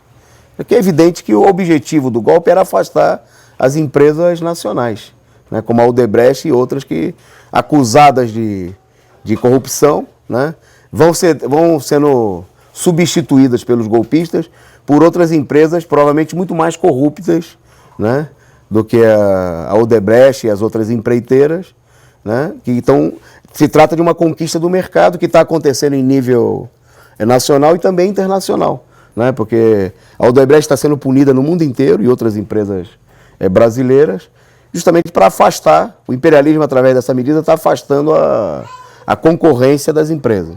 Um outro caso que mostra que o problema não é a questão não era a questão do PT, como inclusive setores da esquerda procuraram alimentar essa ilusão propalada pela direita, é o caso do Rio de Janeiro, né? O Rio de Janeiro, eu estive no Rio nesses dias, na atividade com o pessoal, assim, e a cidade ela passou por a cidade e o estado, o Rio de Janeiro por vários anos foi o estado brasileiro que mais cresceu, impulsionado pela alta do preço do petróleo e pelo retorno que isso tinha nos cofres do estado, né? E também por alguns mecanismos artificiais em torno disso daí, obviamente, como foi, por exemplo, o comprometimento da renda futura do petróleo, né? E o estado, você vê, inclusive, tem uma certa transformação até visual na paisagem da cidade e algumas coisas que, evidentemente, embora a gente possa, e a gente criticou a maneira como foi feita, afetando pessoas que foram expulsas dos lugares, afastadas, etc. e tal, mas há até várias obras que efetivamente representam uma melhoria no transporte, numa série de coisas.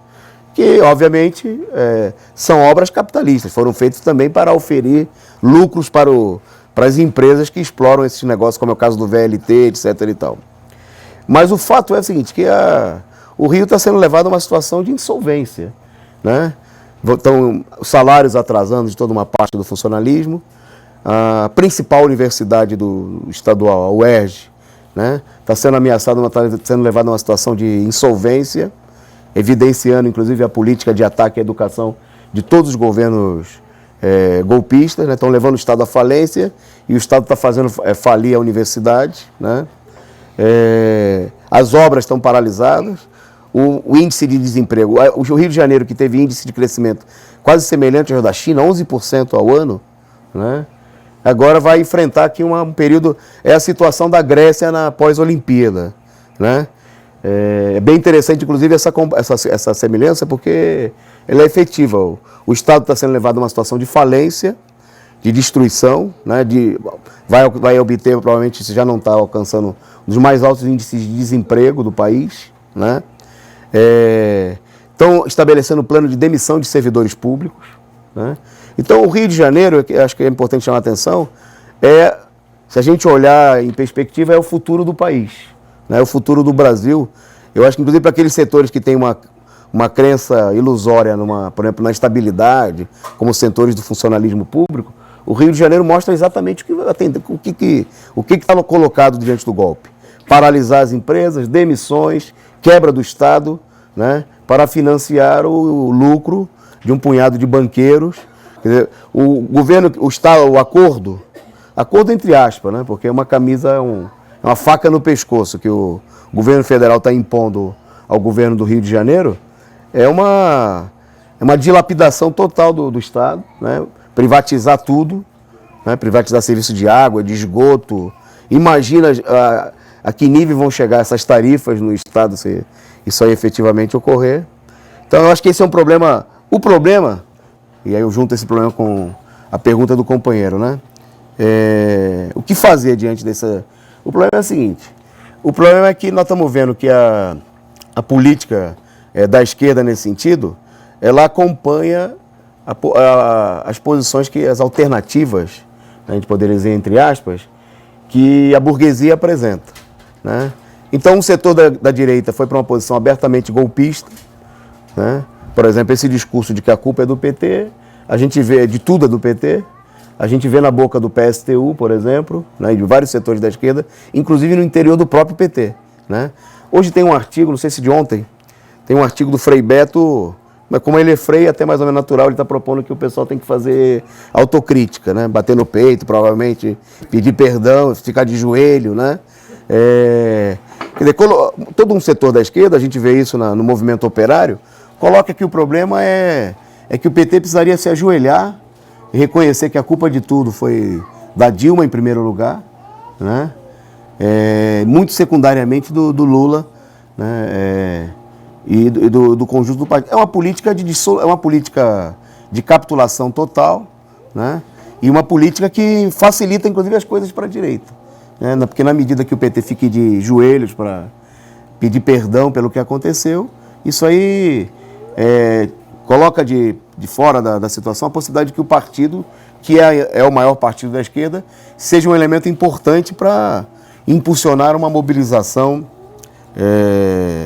a luta geral necessária contra o golpe. Então, acho que para nós, por exemplo, e aí muitos companheiros colocam, bom, vocês defendem o problema da anulação do impeachment no STF, o que colocaria a questão da volta da Dilma.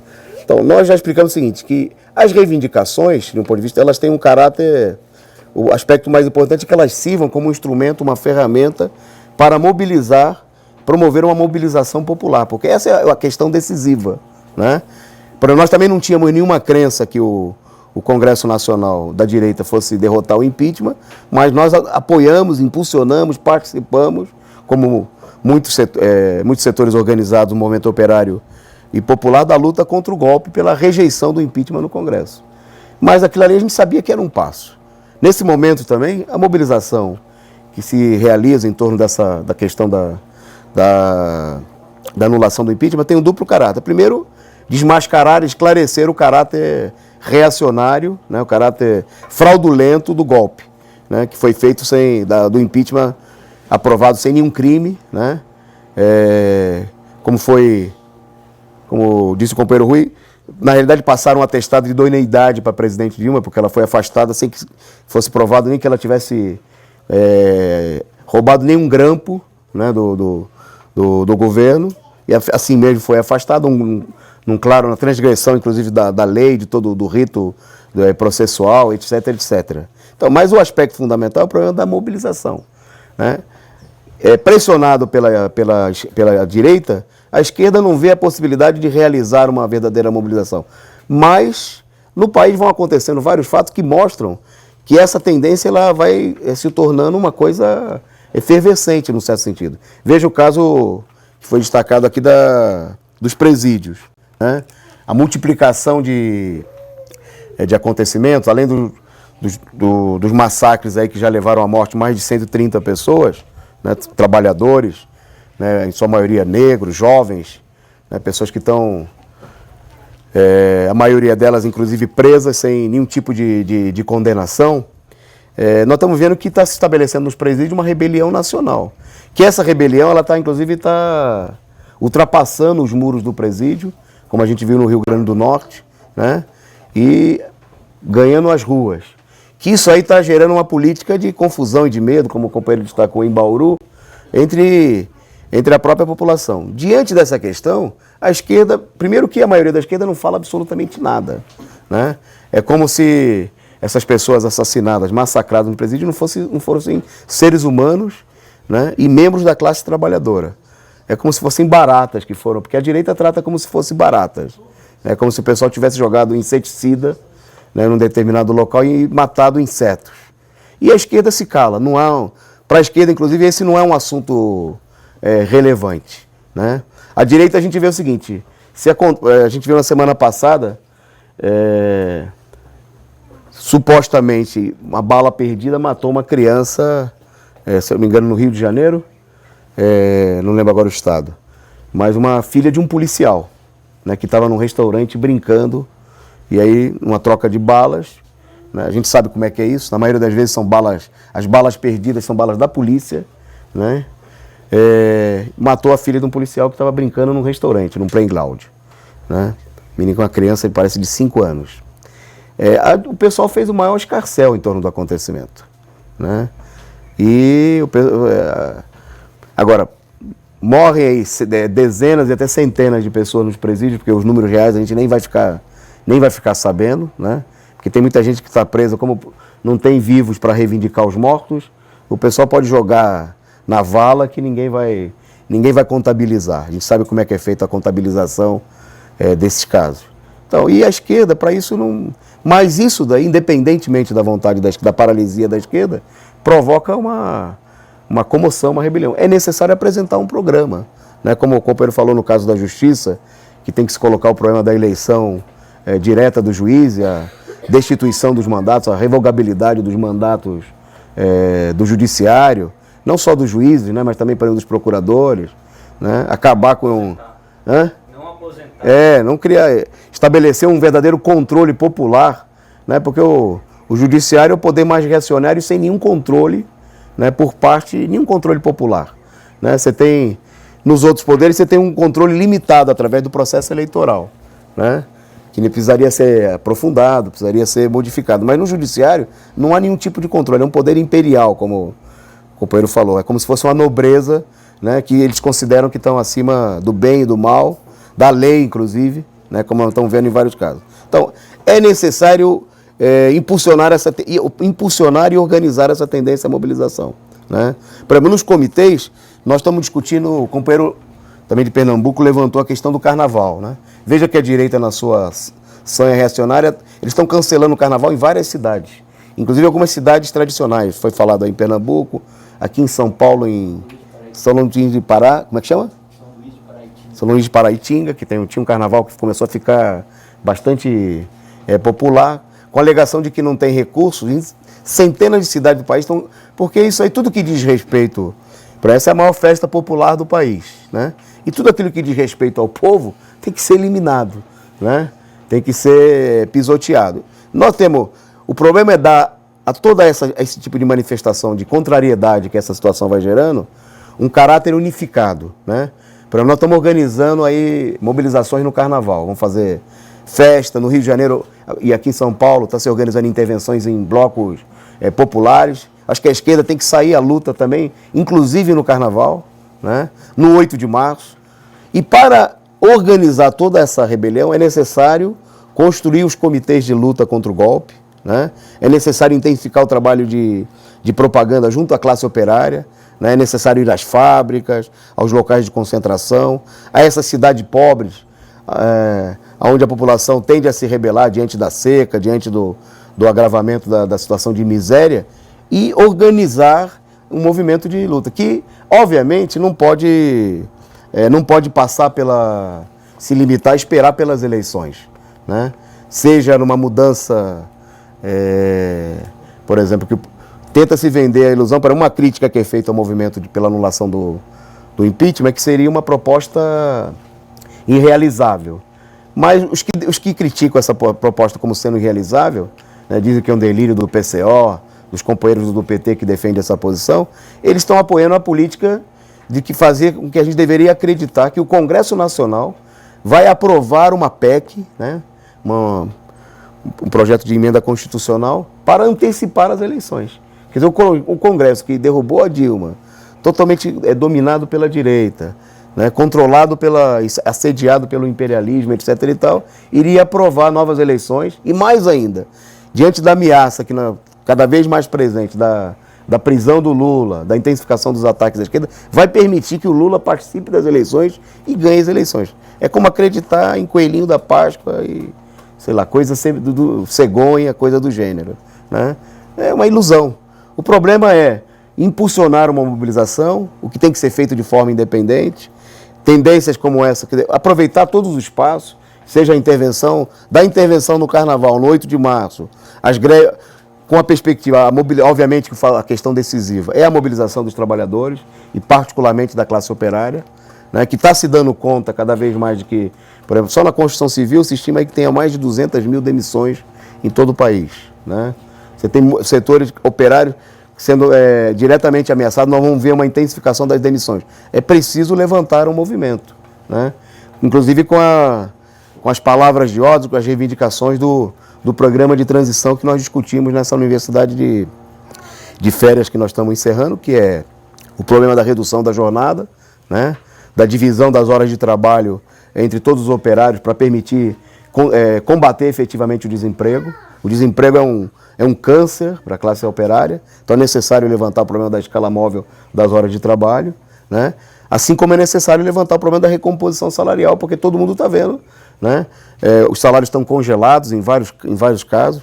Já a política, no final do ano, a gente viu os sindicatos pressionados aí, assinando acordos, inclusive de redução salarial, né? No momento que é necessário defender o poder de compra dos salários, né? Seria necessário colocar o problema da recomposição automática dos salários diante do aumento da inflação. Então é necessário constituir esses comitês independentes e ter um programa. Eu acho que o caso do Rio de Janeiro, para encerrar, mostra bem essa falta de perspectiva da esquerda, porque a esquerda ela foi incapaz até agora de apresentar uma alternativa real diante da situação. Então a esquerda ficou no dilema da Grécia, né? Era apoiar a saída Syriza, né, com uma saída semelhante, que é a candidatura do Freixo, que foi diretamente apoiada pela direita, né? Setores como a revista Veja, o Globo, Folha de São Paulo, e jornais internacionais do imperialismo apoiaram diretamente a candidatura do Freixo, que não apresentava nenhuma política real de enfrentamento com essa situação, não defendia, por exemplo, o calote da dívida do Estado, né? O fim da repressão que se intensifica no Estado, não tinha nenhuma política oposta, mas tinha uma política de buscar um compromisso, né, com o próprio regime para favorecer o interesse dos banqueiros. Né? E, por outro lado, com a candidatura entreguista, né, do setor conservador do Crivella, que nós estamos vendo que, como todos os setores da burguesia nacional, tem uma tendência à capitulação. Né? Quer dizer, a política que a gente vê, inclusive, de setores da esquerda, como é o caso do PCdoB, que é o maior, de maneira mais consciente, atua a favor dessa política, e buscar uma aliança com a burguesia, com os setores da burguesia nacional, nós estamos vendo que a burguesia nacional ela é impotente, ela é frouxa, né? Ela é incapaz de atuar, inclusive, para defender os seus interesses. Estão destruindo as maiores empresas do país e a burguesia nacional está de cócoras, né? Está assistindo a tudo isso aí. É necessário mobilizar a classe operária, organizar de maneira independente os trabalhadores e a juventude para apresentar uma perspectiva, né? De um ponto de vista imediato, derrotando o golpe, mas também no sentido de discutir. No Rio de Janeiro, por exemplo, teria que se levantar a necessidade de um programa próprio dos trabalhadores, de assembleias populares e operárias, para discutir uma alternativa dos trabalhadores diante da crise, que não pode ficar dividida entre apoiar o ruim e o pior. Né? Tem que ter uma alternativa independente dos trabalhadores.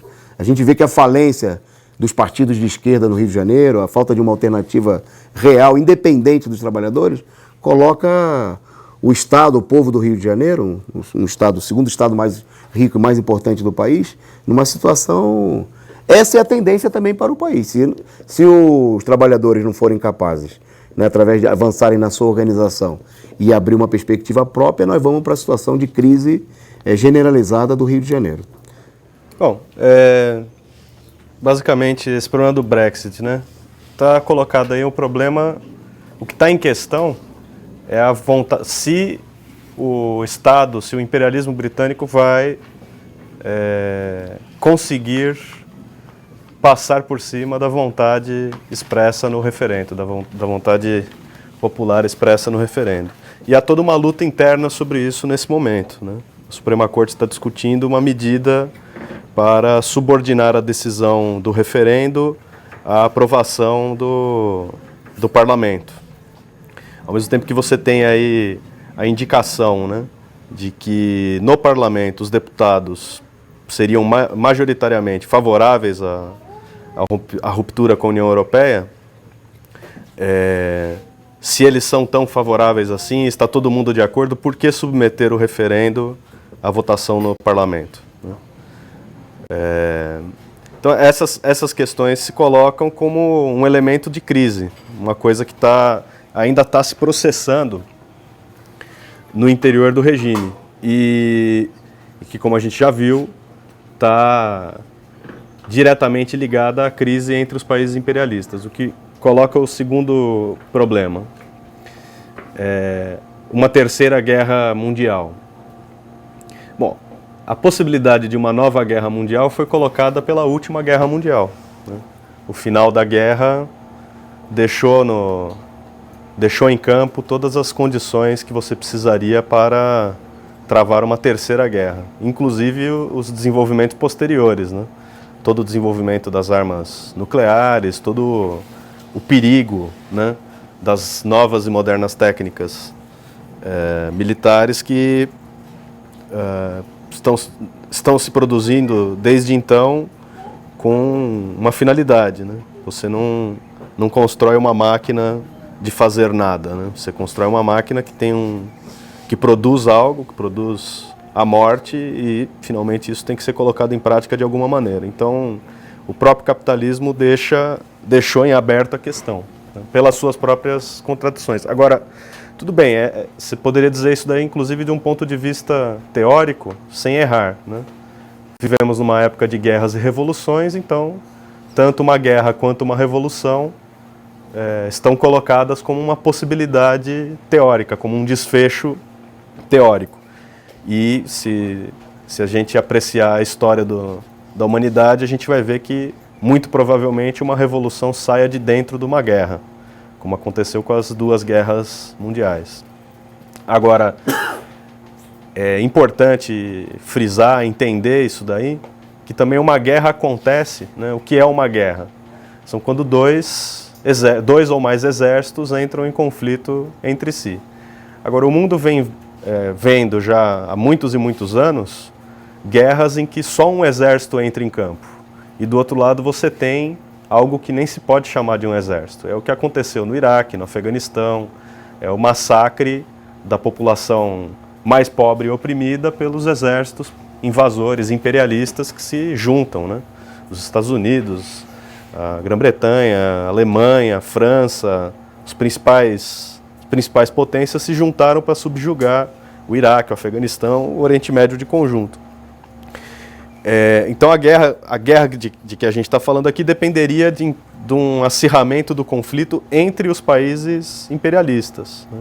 O que ainda está para se verificar. Em que medida, em que profundidade isso vai acontecer. Você veja só o próprio caso da União Europeia.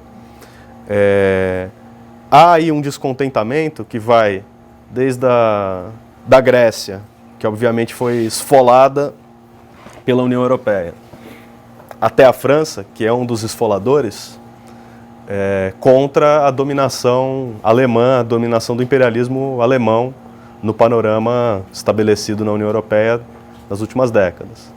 Agora, que essa desavença, que essa insatisfação, ela vá se aprofundar e se desenvolver nos limites de uma guerra, de um conflito pela dominação dos mercados e tudo mais, é algo que ainda precisa se verificar. É algo que está contido na situação política como uma possibilidade, mas que no desenvolvimento dos conflitos internacionais a gente aparentemente está aí a algumas etapas antes desse desdobramento militar. Não está excluído de maneira nenhuma, mas é importante notar aonde a crise está apertando nesse momento. E a gente vem destacando que a crise entre e dentro das potências imperialistas, ela atingiu proporções inéditas, né? O que a gente já falou aqui sobre os Estados Unidos e sobre o próprio Reino Unido no caso do Brexit, né? Ou seja, nesse sentido, fica mesmo uma incógnita. Com que velocidade e que acontecimentos precisariam se dar para a gente dizer que a coisa está efetivamente caminhando para uma guerra, né?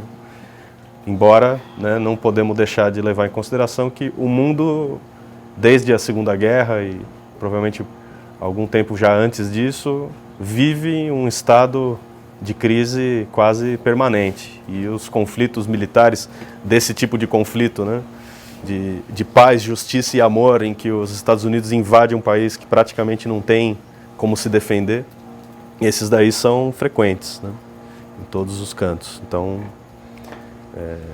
uma guerra seria um agravamento e um aprofundamento disso daí. O que não seria uma guerra para um país como o nosso próprio Brasil, sem condições técnicas, militares, e ainda mais, imagina na situação atual, sob um governo golpista completamente capitulador diante do imperialismo, o desastre que não seria uma guerra para todos nós, né? A fala do companheiro Rui, direto de Amsterdã. A gente está tendo a transmissão ao vivo que está acontecendo nesse momento. A gente está com a transmissão aqui em São Roque da análise política da semana pelo Facebook. E enquanto isso, está rolando a transmissão ao vivo no YouTube, no canal do Causa Operária TV, COTV, da transmissão do evento que acontece em Amsterdã, e tem a presença do companheiro Rui Costa Pimenta. A gente está, enquanto está rolando a análise, a gente está aguardando a fala do Rui lá em Amsterdã para que a gente consiga colocar a live do YouTube agora no Facebook. Vamos dar mais alguns segundos para ver se entra, senão a gente vai encerrar nossa transmissão aqui no Facebook. E você que está assistindo, entra no YouTube da Causa Operária TV para acompanhar a transmissão ao vivo do evento que acontece em Amsterdã. Tem a presença do companheiro Rui Costa Pimenta e de vários outros brasileiros que estão lá na Holanda fazendo a denúncia do golpe de Estado no Brasil e a defesa do volta Dilma para a presidência da República. Eu aproveito esse momento para dizer que as análises, o companheiro Rui vai continuar viajando nas próximas semanas, mas as análises políticas vão continuar assim, sempre que possível, com ele fazendo a transmissão ao vivo direto da Europa, sempre aos sábados, às 11 horas. E quando não tiver a possibilidade dele fazer direto da Europa, o companheiro Rui, nós faremos aqui do Brasil, com membros da direção nacional do partido, fazendo essa análise política semanal. Então, nas próximas semanas, aos sábados, às 11 horas, nós manteremos a programação da Causa Operária TV aqui no YouTube, com a análise política da semana. Sempre que possível, com o companheiro Rui Costa Pimenta, direto da Europa. Quando não for possível isso, aqui, direto do Brasil, com os outros membros da direção nacional do partido. Então, inscreva-se aí no canal do YouTube, curta a página da Causa Operária TV no Facebook, e assim você pode receber as notificações para acompanhar toda a transmissão ao vivo que estiver acontecendo em nossos canais. E acompanhe também o diário Causa Operária Online, causaoperária.org.br, que é onde a gente transforma todas essas análises que acontecem aqui na TV em matérias diárias, todos os dias na internet. Eu vou encerrar a transmissão, não vai dar tempo de aguardar a fala do Rui, mas acompanhe no YouTube a transmissão ao vivo direto da Europa hoje, durante o resto do dia. Lá são 3 horas a mais, então ainda dá para acompanhar bastante coisa do que está acontecendo em Amsterdã, no encontro de brasileiros denunciando o golpe de Estado no Brasil. Obrigado por todos que estão assistindo, por todos que estão aqui presentes na 39ª Universidade de Férias do PCO, direto de São Roque.